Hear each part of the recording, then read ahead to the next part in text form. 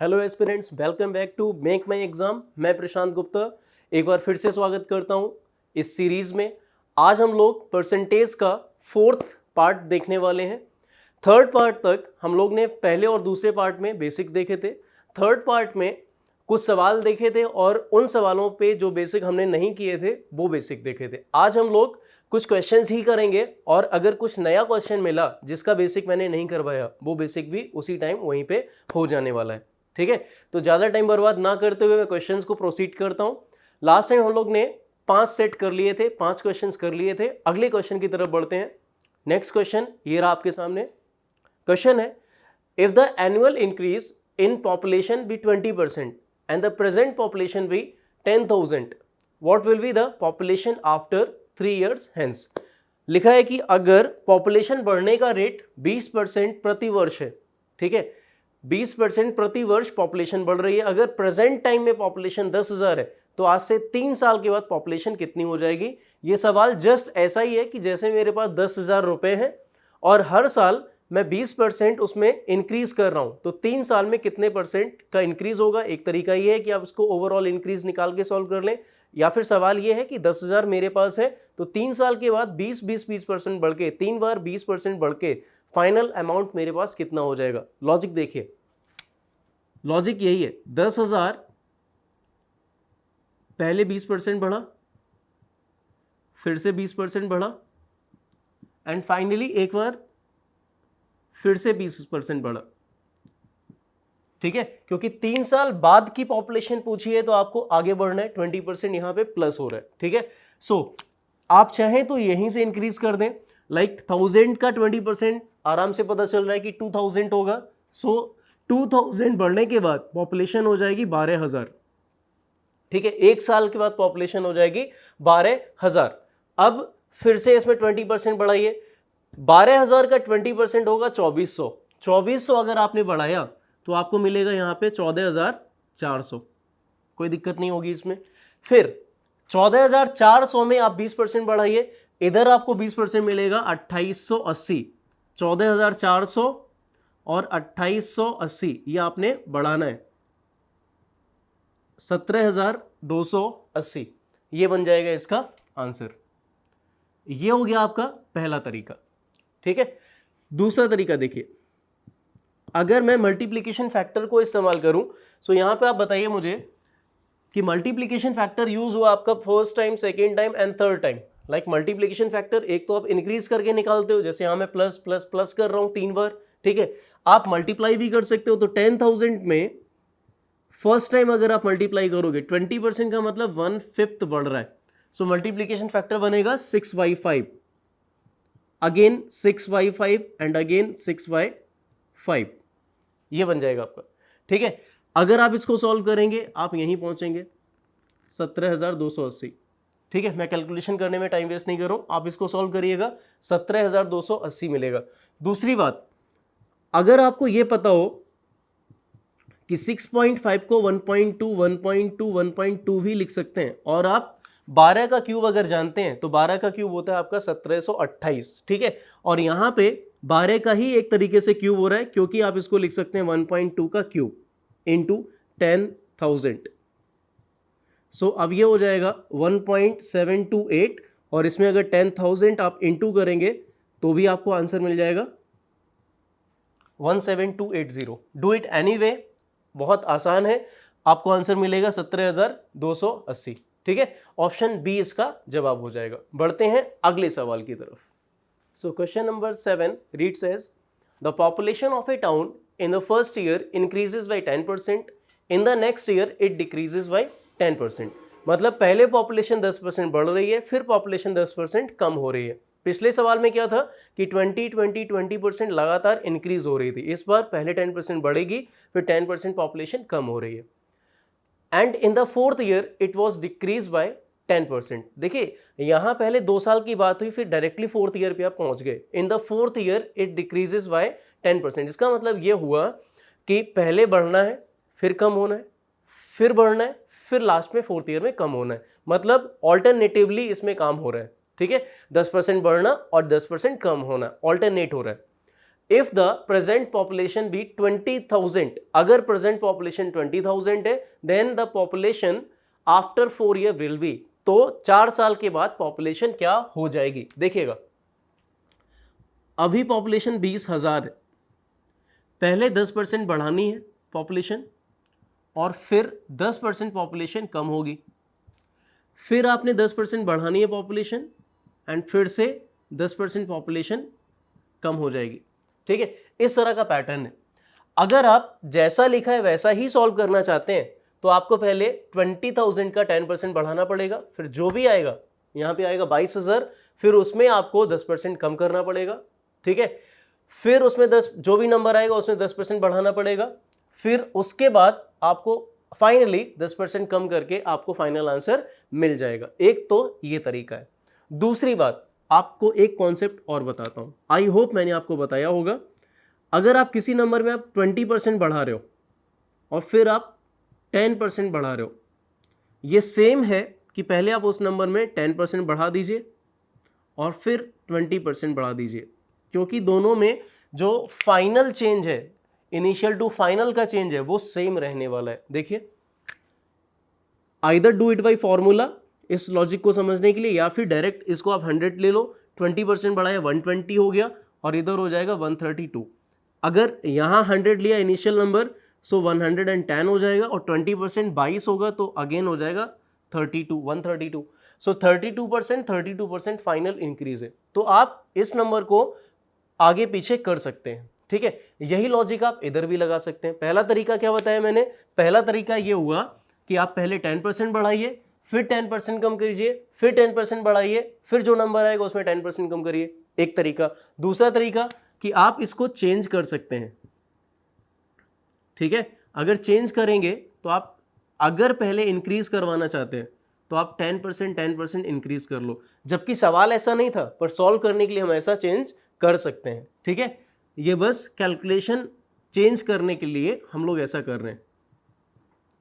ठीक है, अब देखिए, दोनों ही तरीकों से मैं आपको सॉल्व करके दिखाता हूं, आंसर आपको सेम ही मिलेगा। देखिएगा, आप पहले 20% बढ़ाएंगे, सॉरी 10% बढ़ाएंगे 20,000 का, 20 आप किसका 20,000 का 10% 2,000 होगा, ये हो जाएगा आपका 22,000, 22,000।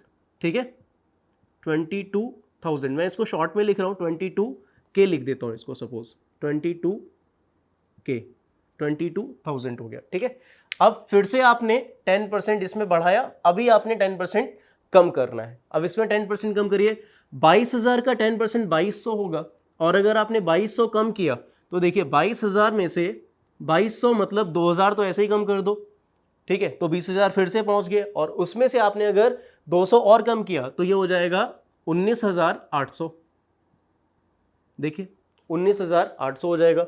अभी फिर से आप इसमें 10% बढ़ाइए, 19,800 में अगर आप 10% बढ़ाएंगे तो ये हो जाएगा आपका 1,980, और ये इंक्रीज हो रहा है 19,800 में।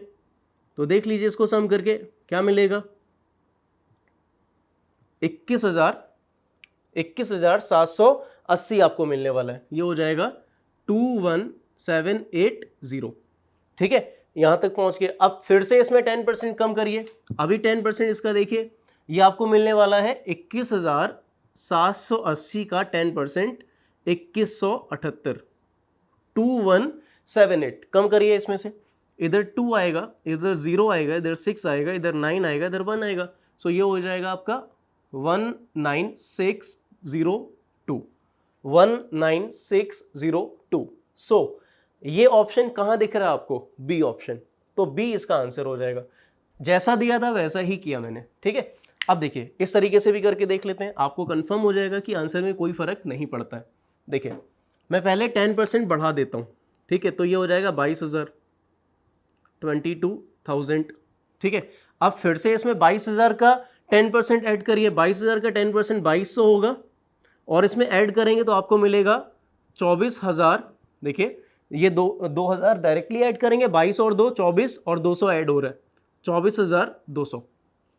अगेन आप इसमें कम करिए 10%, इसका 10% होगा 2,420। ठीक है, 2,420 अगर आपने कम किया, देखिए 24,200 और इसमें 2,420 कम करना है, 08, और इधर आपको मिलेगा 7, इधर मिलेगा 1, तो ये आपका बन गया 21 उल्टा लिख दिया मैंने, 21,780। ठीक है, यहां तक पहुंच गए। अब वापस आप इसमें कम करिए 10% वापस कम करेंगे। देखिए यही फाइनल कैलकुलेशन थी, तो ये मिलेगा आपको वापस 19,602। ठीक है, अगर आपको इनिशियल से फाइनल ही पहुंचना है तो आप 20 के परसेंटेजेस को चेंज करने के बाद भी वहीं पहुंचोगे जो आपको पहले मिल रहा था।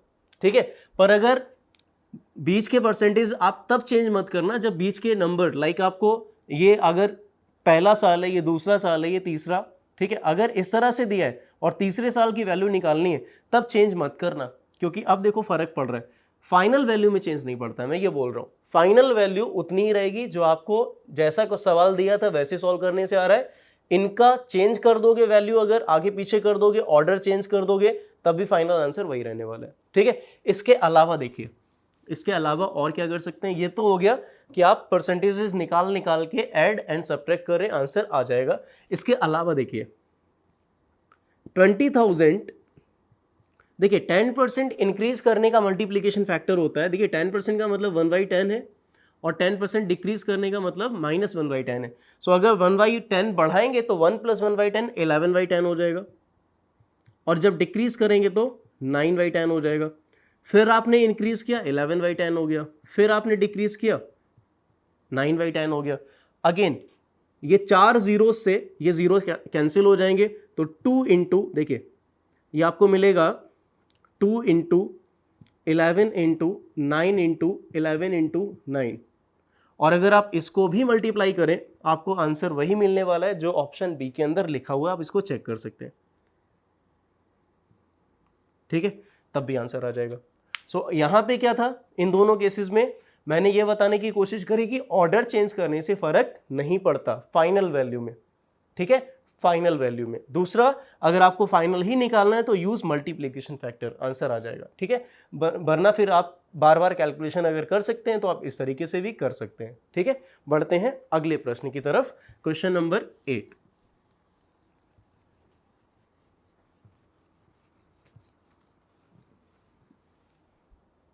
So, question number 8.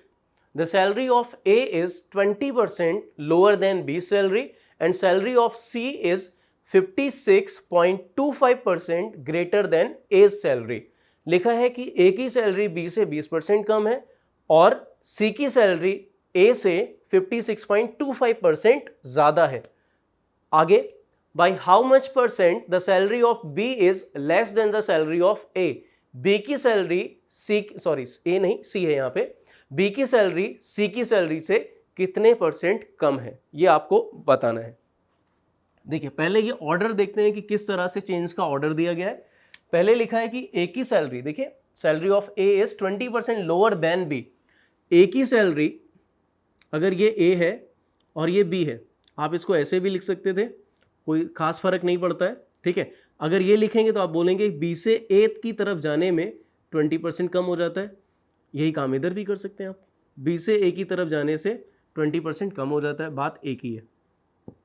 ठीक है, जैसा भी ऑर्डर आपको लगाना हो वैसा ऑर्डर आप बना सकते हैं, कोई यहाँ पे प्रॉब्लम नहीं होने वाली है। ठीक है, मैं यूज कर रहा हूँ दूसरा वाला, ठीक है, ताकि आपको चीजें आसानी से समझ में आए। देखिए B की सैलरी से 20% कम A की सैलरी है।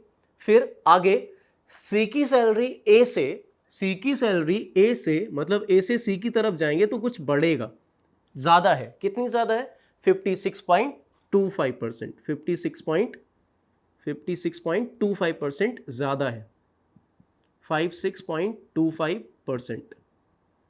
ठीक है, सवाल हमारा ये है कि बताइए B की सैलरी C से कितने % कम है। B की सैलरी C से कितने % कम है। अब सबसे जरूरी बात यहां होती है कि बेस कौन बनेगा। परसेंटेज चेंज में मैंने आपको पहले भी बताया था, बेस इज इंपॉर्टेंट।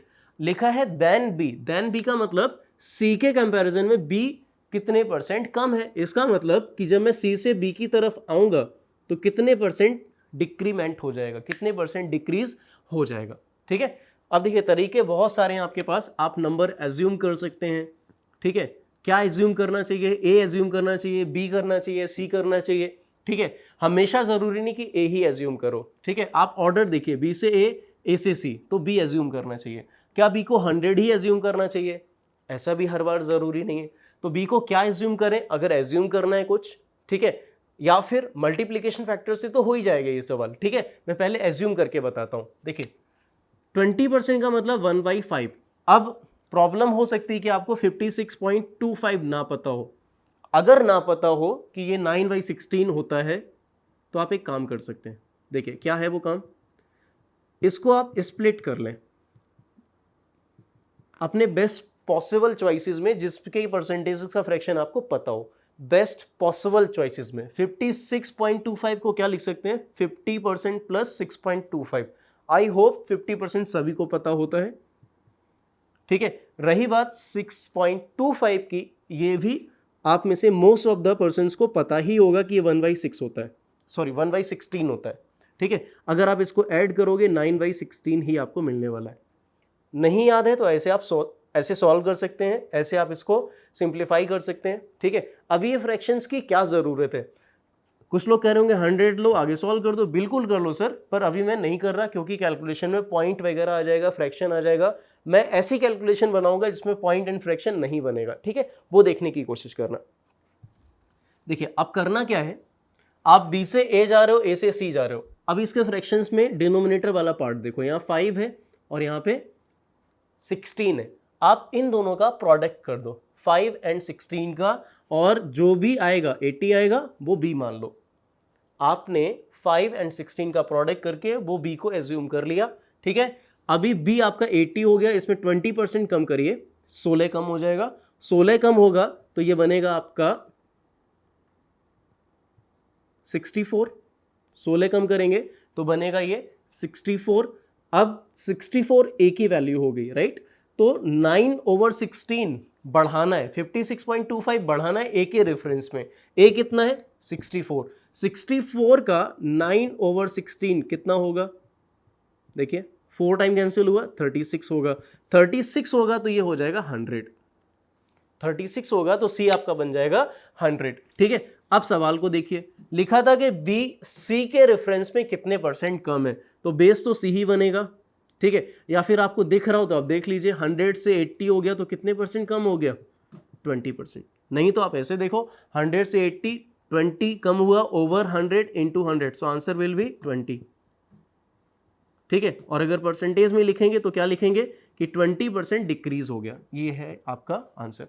ऑप्शन देख लीजिए, ऑप्शन नंबर बी आपका जवाब हो जाएगा, ठीक है। बढ़ते हैं अगले सवाल की तरफ। नेक्स्ट क्वेश्चन ये रहा आपके सामने।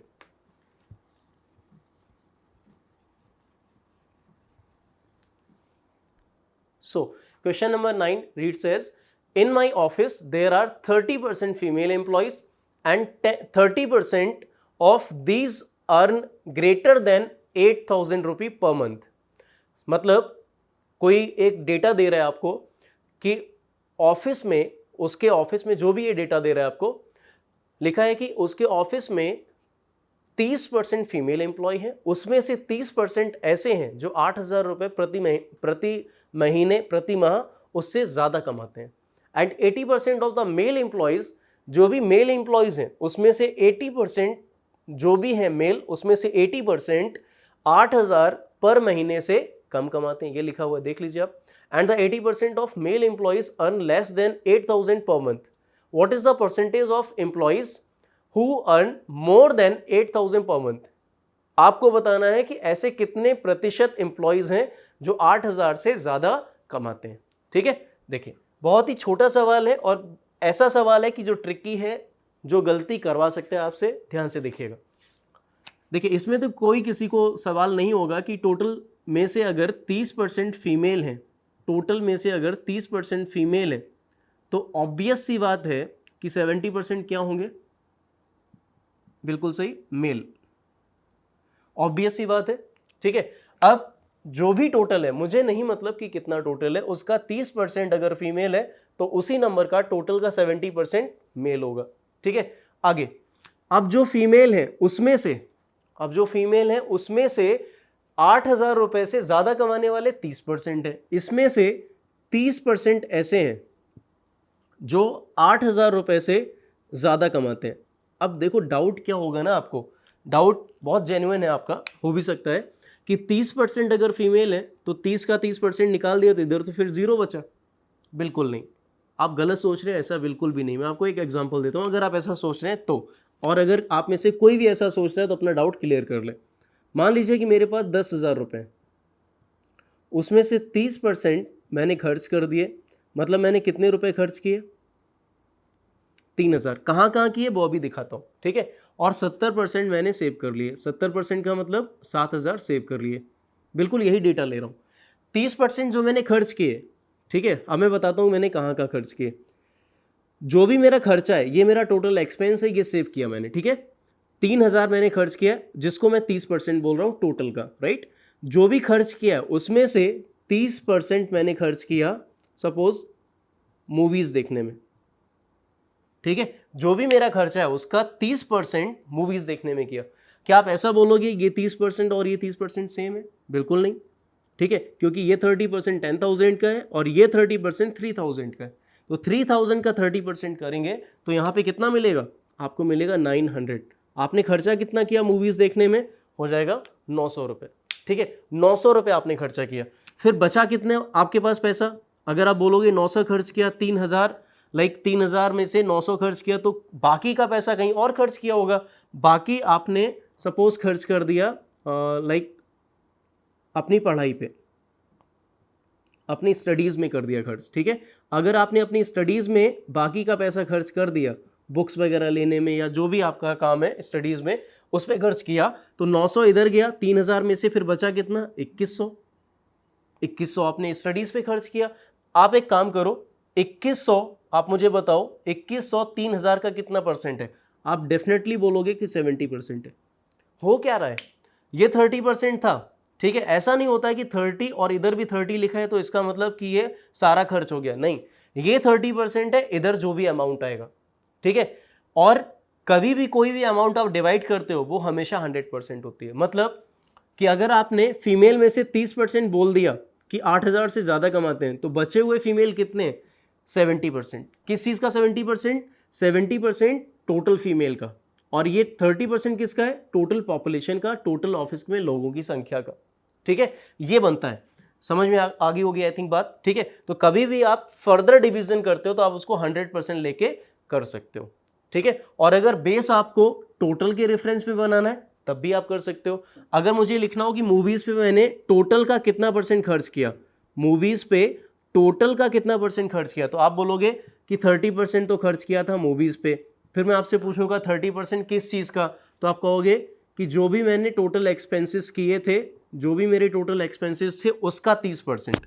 तो आप लिखोगे जो भी मेरे टोटल एक्सपेंसेस थे उसका 30%। फिर मैं आपसे पूछूंगा कि एक्सपेंसेस कितने हैं आपके, आपका आंसर होगा 30% है। किस चीज़ का 30%? टोटल जो मैं कमा रहा हूँ, ठीक है। तो आप लिखेंगे 30% ऑफ 30% ऑफ टोटल, टोटल बोले तो 10,000, ठीक है। अगर आप इसको सॉल्व करेंगे आपको मिलेगा 9%। चेक करिए, 30% ऑफ 30%, 9% ऑफ टोटल, टोटल मतलब 10,000, जो कि आपको मिलने वाला है 900। आप देख लीजिए मैच करके, मूवीज पे आपने कितना खर्चा किया? 900 रुपए का। कई बार ऐसा होगा जरूरत के अकॉर्डिंग, कई बार ऐसा होगा कि मैं इस 30 को यहाँ 30 ना लिख के आगे डिवाइड करके लिखूंगा। लाइक मैं इस तरह से लिख सकता हूं कि 10,000 में से 30% खर्च किया, उसमें से 30% मूवीज पे किया, तो मैं डायरेक्टली लिख सकता हूं कि टोटल में से 9% मूवीज पे खर्च किया, डायरेक्टली लिख सकता हूं, ठीक है। वो डिपेंड करता है सवाल मेरा कैसा है, जरूरत होगी तो हम जरूर लिखेंगे, वरना हम ऐसे लिख सकते हैं, ठीक है। अब देखना, इस लॉजिक को जरा यहां इस्तेमाल करो।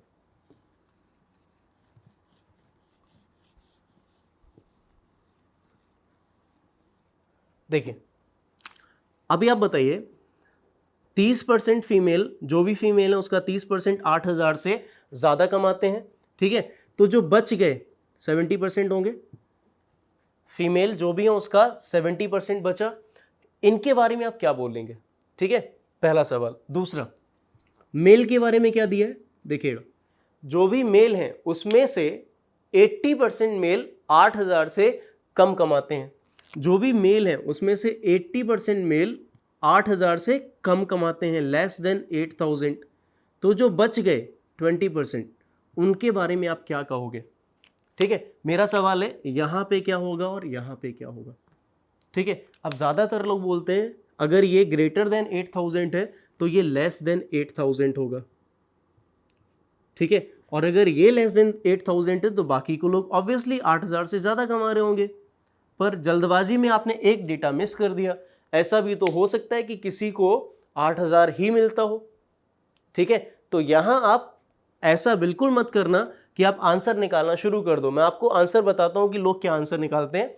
जैसे सवाल में ये पूछा गया है कि कितने % एम्प्लॉइज 8000 रुपये से ज़्यादा कमाते हैं, तो आप बोलोगे 30% फीमेल 8000 से ज़्यादा कमाते हैं और 20% मेल 8000 से ज़्यादा कमाते हैं। अब ये 30% फीमेल है, ठीक है, और फीमेल टोटल का 30% ऑलरेडी है। सो मैं इसको अगर लिखना चाहूँ टोटल के रेफरेंस में तो क्या लिखूंगा, 30% ऑफ टोटल, 30% ऑफ 30% 9% हो जाएगा।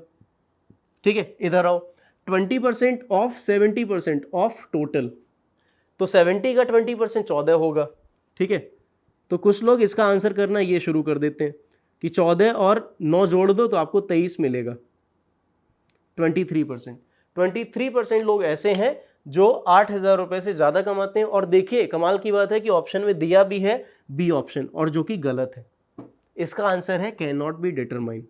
ये आंसर सरासर गलत है, क्योंकि आप ये नहीं बोल सकते कि अगर 8000 से ज़्यादा कमाने वाले 30% हैं तो 8000 से कम कमाने वाले 70 होंगे। पहली बात, यहाँ पे भी आप ये नहीं बोल सकते कि 80% लोग अगर 8000 से कम कमाते हैं तो 20% लोग डेफिनेटली 8000 से ज़्यादा कमा रहे होंगे। कुछ लोग ऐसे भी हो सकते हैं जो 8000 ही कमा रहे होंगे। तो इस 70% के अंदर दो कैटेगरीज हैं, कौन कौन सी, एक इक्वल टू 8000 और एक लेस। यहाँ पे एक इक्वल टू 8000 और एक ग्रेटर। ठीक है, तो आप ये लाइन बिल्कुल भी नहीं लिख सकते, ये बात आपको समझनी है। ठीक है, यहाँ तो आप ग्रेटर बोल दोगे पर यहाँ से ग्रेटर इसको नहीं बोल पाओगे, ये गलत कर रहा है इसको। तो आंसर 23 नहीं आएगा, आंसर होगा कैन नॉट बी डिटरमाइन, क्योंकि आपको अभी नहीं पता कि यहाँ पर 8000 के बराबर कमाने वाले कितने और 8000 से ज़्यादा कमाने वाले कितने। यहाँ तो फ़र्क नहीं पड़ा पर यहाँ से फ़र्क पड़ रहा है। ठीक है, क्योंकि इधर तो ग्रेटर मुझे पता था, इधर नहीं पता है। So answer will be can not be determine. आसान सवाल था पर ट्रिकी था। ठीक है, ज़्यादातर लोग गलत ही करेंगे। आप में से अगर कोई पहली बार करेगा तो शायद गलत ही करेगा। ठीक है, ये चीज़ आपको माइंड में रखनी है। बढ़ते हैं अगले प्रश्न की तरफ।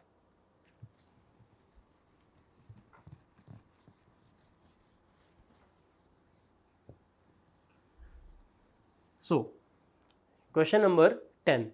Question number 10.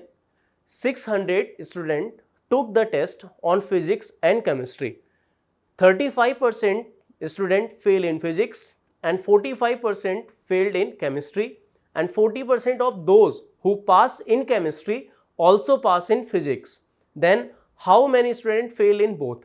देखिए मैंने जानबूझ के सिंपल वाला सवाल पहले नहीं दिया, आपको टफ वाला सवाल दिया। सिंपल वाला तो मैं आपको थ्योरी में ही समझा दूंगा, फिर आप वीडियो पॉज करके ये वाला सवाल ट्राई करेंगे। अगर नहीं कर पाएंगे, ठीक है, तो इसका सॉल्यूशन आप देखेंगे। पहले इस तरह के सवालों का बेसिक समझते हैं। बेसिक देखिए क्या है। सवाल इस तरह से आता है, ये वेन डायग्राम से होता है। मैं वेन डायग्राम भी बना सकता हूं, मैं आपको ऐसे बता रहा हूं। देखिए फिजिक्स, मैं पहले आपको बेसिक समझाता हूं, ठीक है, फिर इस सवाल को करेंगे। फिजिक्स और मैथ्स, ठीक है, दो सब्जेक्ट आपको दिए गए। अब डेटा देखो क्या दिया जा सकता है। डेटा हो सकता है कि ओनली लाइक फिजिक्स में फेल होने वाले या पास होने वाले। मैं पास लिख रहा हूं। फिजिक्स में पास होने वाले सपोज 50% लोग हैं जो फिजिक्स में पास हो रहे हैं। मैथ्स में पास होने वाले सपोज 40% लोग हैं, ठीक है, और दोनों में पास होने वाले दोनों में पास होने वाले सपोज 10% लोग हैं। तो पहला मेरा सवाल आपसे है कि टोटल कितने % लोग पास हुए। ठीक है, मैंने आपको पास का ही डेटा दिया और टोटल पास पूछ रहा हूं। देखिए टोटल पास कितने % पास हुए।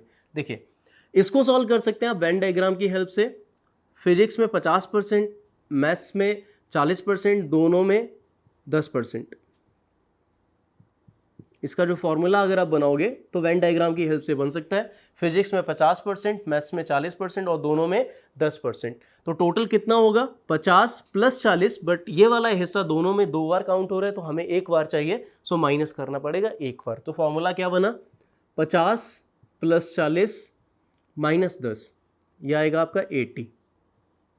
ठीक है, आप चाहें तो बाद में परसेंटेज लगा सकते हैं। टोटल कितने % पास हुए 80% पास हुए, कोई दिक्कत? यहां तक तो बात समझ में आती है।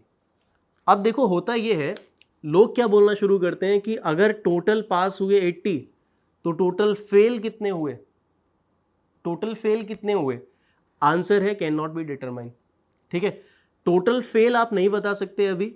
ठीक है, लाइक अभी इस डेटा से मैं कैन नॉट बी डिटरमाइन किस सेंस में बोल रहा हूं, अदरवाइज मत लेना। मैं कैन नॉट बी डिटरमाइन बोल रहा हूं सिर्फ इस डेटा से।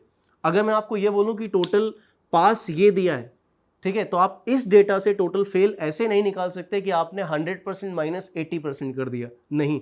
अगर आप इसमें 100% - 80% करते हैं तो पता क्या आएगा, वो आएगा फेल्ड इन बोथ। ठीक है, देखिए बात को समझने की कोशिश करिएगा, मैं ऐसा क्यों बोल रहा हूं। ठीक है, बहुत कॉन्सेप्चुअल सवाल है। कुछ लोग ऐसे हैं जो फिजिक्स में पास हुए, कुछ लोग ऐसे हैं जो मैथ्स में पास हुए और कुछ लोग ऐसे हैं जो दोनों में पास हुए। ठीक है, सो अगर मैंने टोटल पास निकाल लिया और अगर मैं उसको सारे बच्चों में से हटाऊं, मतलब सारे बच्चे 100%, उसमें से टोटल पास 80%, तो 20% आएगा, ये श्योर है। बट वो 20% आएगा क्या, क्या चीज को शो करेगा, वो आपको बताएगा फेल्ड इन बोथ। ठीक है, वो आपको सिर्फ ये बताएगा फेल्ड इन बोथ कितने हैं। ठीक है, क्योंकि पास वाले तो सारे इसी में आ गए, तो फेल्ड इन बोथ आएगा। सो 100% में से आपने अगर 80% हटा दिया तो ये जो 20% आ रहा है ये आ रहा है फेल्ड इन बोथ। पहले तो आपको ये बेसिक सी बात समझनी है, इस पे सवाल आ सकते हैं। हो सकता है कि आपको फेल का डेटा दे दिया जाए, ठीक है, और पहला सवाल ये हो सकता है कि आपसे पूछे कि बताओ टोटल फेल कितने हुए, जैसे मैंने पास का आपको डेटा निकलवाया, और फिर पूछ सकता है कि बताओ पास इन बोथ कितना होगा। बात को समझना, मैंने क्या बोला कि पास का डेटा देके आपसे टोटल पास पूछ सकता है और फेल्ड इन बोथ पूछ सकता है, 2 सवाल। ठीक है, फेल का डेटा देके क्या कराएगा, यही चीज मैं यहाँ पे पास की जगह फेल लिख दूंगा, तो आपसे पूछेगा टोटल फेल और पास इन बोथ, ये 2 सवाल यहाँ बन जाएंगे। पहले तो आपको ये बेसिक समझना है। सो यहाँ से हम ये 2 चीजें फाइंड कर सकते हैं। ठीक है, अब जो सवाल है उसके बेसिक पे जाते हैं। बेसिक हमने समझ लिया, अब सवाल की तरफ बढ़ते हैं। जो सवाल आपको दिया गया है 10th नंबर, देखिए।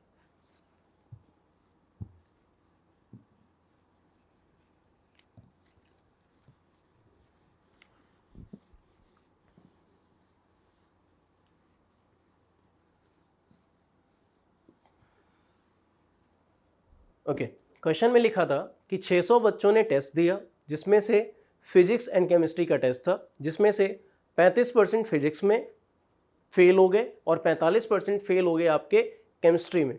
40% जो पास हुए केमिस्ट्री में वो फिजिक्स में भी पास हो गए।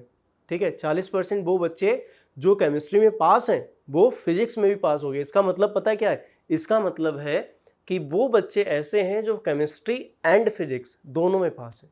ठीक है, और आपसे पूछा गया है, आप बताइए then how many student failed in both, तो ऐसे कितने बच्चे हैं जो दोनों एग्जाम में फेल हो गए। ठीक है, चलिए जी करते हैं इसको। पहला डेटा आपको दिया गया है फेल का, बहुत अच्छा सवाल है, फिजिक्स। ठीक है, नेक्स्ट सब्जेक्ट है आपका chemistry, next subject is chemistry, जो हमेशा मिस्ट्री रही है काफी लोगों के लिए। Okay, chemistry. सो फेल हुए हैं फिजिक्स में 35% और केमिस्ट्री में जो फेल हुए हैं, एक बार डेटा देख लेता हूं, 35% failed in physics, yes, 45% failed in chemistry, 45% failed in chemistry. Okay, अब बात करते हैं पास की। पास के बारे में हमें क्या पता है वो देखते हैं। एक डेटा ये भी हो सकता है कि बोथ के बारे में बात हो, बोथ सब्जेक्ट में क्या हुआ, फेल एंड पास। ठीक है, क्योंकि यहाँ पे आपसे जो सवाल पूछा है फेल्ड इन बोथ का ही पूछा है, और जो आगे डेटा दिया गया है उसमें देखो लिखा क्या है, लिखा है कि जो पास हुए केमिस्ट्री में उसमें से 40% फिजिक्स में भी पास हुए हैं, मतलब दोनों में पास हुए। तो हमें पहले ये देखना पड़ेगा कि क्या हम इससे पास का डेटा निकाल सकते हैं। बिल्कुल निकाल सकते हैं। 35% अगर फिजिक्स में फेल हुए तो पास कितने हुए, तो आपका आंसर बन जाएगा 65। ठीक है, 35% अगर फेल हुए तो 65 पास हुए। इधर 55% पास हुए केमिस्ट्री में, मतलब ये दोनों काम करते हैं। आप 100% में से ये घटा दो, ये आ जाएगा, ये माइनस करो, ये आ जाएगा, ऐसा चलता है। ठीक है, अब यहां लिखा था 40% ऑफ किस चीज का, जो केमिस्ट्री में पास हुए, केमिस्ट्री में पास हुए। ठीक है, 55% ऑफ टोटल। ये वो लोग हैं जो केमिस्ट्री में पास हो रहे थे, 55% ऑफ टोटल। जो केमिस्ट्री में पास हुए उसका 40% फिजिक्स में भी पास है। तो ये कौन से बच्चे हो गए, ये हो गए पास्ड इन बोथ। ये वो बच्चे हैं जो पास इन बोथ हैं, केमिस्ट्री में तो है ही पास और फिजिक्स में भी पास हैं, तो पास इन बोथ हो गए। तो ये हो जाएगा आपका, अभी आप सॉल्व करिए, 40%, ये हो जाएगा इसका 20 एंड 2 22%। ठीक है, सो मैं लिख सकता हूँ यहाँ पे, ये मुझे पता नहीं था तो मैं इसको बॉक्स में लिख रहा हूँ। ठीक है, ये मैंने सॉल्व किया अलग से। 22% ऐसे लोग हैं जो आपके दोनों सब्जेक्ट में पास हुए। अब गलती क्या होती है, गलती देखना, गलती ये होती है कि आप यहाँ लिखते हो, यहाँ भी वही कॉन्सेप्ट अप्लाई कर देते हो कि बोथ फेल हो जाएगा 100% -22, जो कि सरासर गलत है। अभी थोड़ी देर पहले क्या बताया था, अगर आपको बोथ फेल निकालना है, बोथ फेल्ड, बोथ सब्जेक्ट में फेल्ड एक्चुअली। ठीक है, सो वो होगा आपका टोटल माइनस पास्ट। अगर मैंने पास्ट लिखा मतलब टोटल पास। ठीक है, देखिए टोटल कितना है 100%, इसमें से माइनस करना है पास जितने हुए उतने। देखिए पास कितने हुए वो देखते हैं।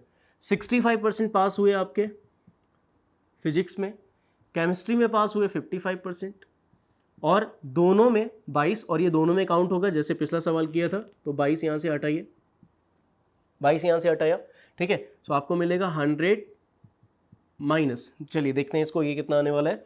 ये हो जाएगा 120, और 120 में से आपने अगर हटाया 20, 198, सो ये आ जाएगा 98। ठीक है, सो ये आपका 2% आ रहा है। सो 2% वो लोग हैं जो दोनों में फेल हुए हैं। तो ये जो मिसिंग था इसकी जगह आने वाला है आपका 2। ठीक है, 2% किस चीज़ का, टोटल का। सो बोथ फेल का आंसर होगा 2% ऑफ, कितने लोगों ने पेपर दिया, कितने लोग ने एग्जाम दिया, 600। तो आंसर रहेगा इसका 12। बहुत ज़्यादा अच्छा सवाल है, बहुत ज़्यादा चांसेस हैं कि आप इसमें सवाल में गलती करो। ठीक है, तो बहुत कुछ सीखने के लिए इस सवाल के अंदर जो मैंने बेसिक समझाया, और ये सवाल बहुत अच्छे से इसको प्रैक्टिस करना। ठीक है, बढ़ते हैं अगले प्रश्न की तरफ, और इस कॉन्सेप्ट पे और आज के लेक्चर का ये आखिरी सवाल होगा। ठीक है, अगला सवाल, आई होप आपको ये सवाल समझ में आया होगा। ठीक है, और कुछ नया सीखने को मिला होगा कि कहाँ पे 100 माइनस करते हैं, कहाँ पे नहीं करते हैं। Okay, next question, question number 11। फिर से वही सवाल है, आप लोग पॉज करके फिर से अटेम्प्ट करने की कोशिश करें, समझ में ना आए तो आप इधर से देख लेंगे। Okay, in an examination 70% of the candidates pass in history, 50% in geography. 70% पास हो गए आपके हिस्ट्री में और 50% पास हो गए ज्योग्राफी में, and 20% of the student failed in both, और 20% बच्चे ऐसे हैं जो दोनों सब्जेक्ट में फेल हो गए। ठीक है, दोनों सब्जेक्ट में फेल हो गए, ये भी आपको बताया गया। ओके, आगे, इफ 500 स्टूडेंट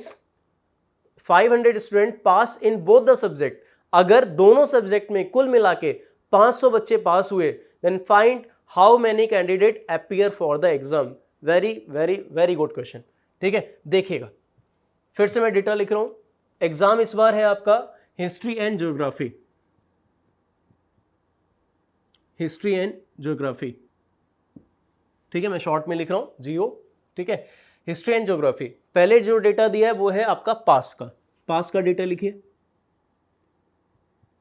पास का डेटा हो जाएगा 70% हिस्ट्री में पास। ठीक है, एंड 50% ज्योग्राफी में पास। 50% ज्योग्राफी में पास एंड 20% फेल्ड इन बोथ। पहले मैं यहाँ लिख रहा हूँ फेल्ड, और एक डेटा ऐसा होगा जिसमें बोथ का डेटा आएगा। तो बोथ में यहाँ पे आपको दिया गया है बोथ फेल्ड में 20%, बोथ फेल्ड में 20%। ठीक है, आगे 500 बच्चे ऐसे हैं जो दोनों सब्जेक्ट्स में क्या हुए हैं, पास हुए। ठीक है, 500 बच्चे दिए गए आपको यहाँ पे जो दोनों सब्जेक्ट में पास हुए, पर मुझे परसेंटेज नहीं पता। और बताना क्या है कि टोटल कितने लोगों ने पेपर दिया, कितने लोग अपीयर हुए, मतलब 100% की वैल्यू बतानी है। टोटल हमेशा 100% होता है। ठीक है, क्या मैं ये कर दूं 20% फेल्ड इन बोथ दिया है तो फिर पास इन बोथ क्या हो जाएगा, 100 - 20 80%? नहीं, गलती से भी मत करना, गलत हो जाएगा। ठीक है, देखिए फेल्ड इन बोथ अगर दिया है, अगर आपने उसको 100% से घटाया तो आपको पता है क्या मिलेगा, आपको मिलेगा टोटल पास। टोटल पास। आप इसको जब तक ना समझ पाए रिवाइंड कर करके देखें इसको, बिल्कुल आपको ये समझ में आएगा ही आएगा। टोटल पास होगा total minus failed in both. Failed in both total होते हैं 100, फेल्ड इन बोथ है आपको ये दिया गया है 20%, तो ये आ जाएगा 80%। 80% ऐसे लोग हैं जो दोनों सब्जेक्ट्स टोटल है वो जो पास हुए हैं। ठीक है, अच्छा एक तरीके से मैं टोटल पास और लिख सकता था, देखिए 70% ये हुए हिस्ट्री में, ज्योग्राफी में 50%, और कुछ ऐसे हैं जिनकी संख्या मुझे परसेंटेज में नहीं पता कि कितने परसेंट हैं जो दोनों में पास हुए, मैं मान ले रहा हूँ X%। ये शो करता है टोटल को, और टोटल आपका है 80। अगर यहां से आप सॉल्व करेंगे तो आपको मिलेगा x का वैल्यू, देखिए जरा, ये हो गया 120। ठीक है, 120 और इधर सामने लेके गए 80 माइनस किया तो ये हो जाएगा आपका 40। तो x मिल रहा है 40, मतलब ऐसे लोग जो दोनों सब्जेक्ट्स में पास हैं, ठीक है, वो हैं आपके 40%। ठीक है, और आपको ये भी पता है कि ऐसे लोग जो दोनों सब्जेक्ट में पास हैं उनकी संख्या है 500। तो इसका मतलब मैं क्या लिख सकता हूं, 40% इज इक्विवेलेंट टू 500, और आपको बताना है टोटल मतलब 100%। आप देखिए यूनिटी मेथड से करें या फिर डायरेक्टली देखें, 40 में क्या इंटू करें कि 100 हो जाए, 2.5। 40 में 2.5 इंटू करें 100 हो जाएगा। सो इधर भी 2.5 इंटू करिए, आंसर आएगा। टोटल जो एग्जाम को देने वाले लोग हैं वो हैं 1250। बहुत अच्छा सवाल था। तो लास्ट के 2 सवाल बहुत अच्छे हैं, और जो मैंने कॉन्सेप्ट समझाया उसको ज़रूर समझें। और जो लोग भी बैंकिंग की, एसएससी की और रेलवेज़ की और जितने भी other state level competitive exam हैं, आप ज़रूर देखना, इस तरह के सवाल बहुत बहुत बार रिपीट हुए। ठीक है, तो बहुत ज़्यादा इंपॉर्टेंट है। आज हमने जो भी पढ़ा वो काफ़ी ज़्यादा ही इंपॉर्टेंट है। ठीक है, सो आज के लिए इतना ही। अगले सेशन में मिलेंगे कुछ और क्वेश्चंस के साथ, कुछ और नए कॉन्सेप्ट्स के साथ। आई होप आपको ये वीडियोस पसंद आ रहे होंगे, आपको कुछ नया सीखने को मिल रहा होगा। अगर आपको कुछ भी नया सीखने को मिल रहा है तो ज़रूर कमेंट करें। कोई नया कॉन्सेप्ट या फिर आपको कोई डाउट रहते हैं तो उसके बारे में भी कमेंट किया करें, ताकि हम उसको शॉर्ट आउट कर पाएँ।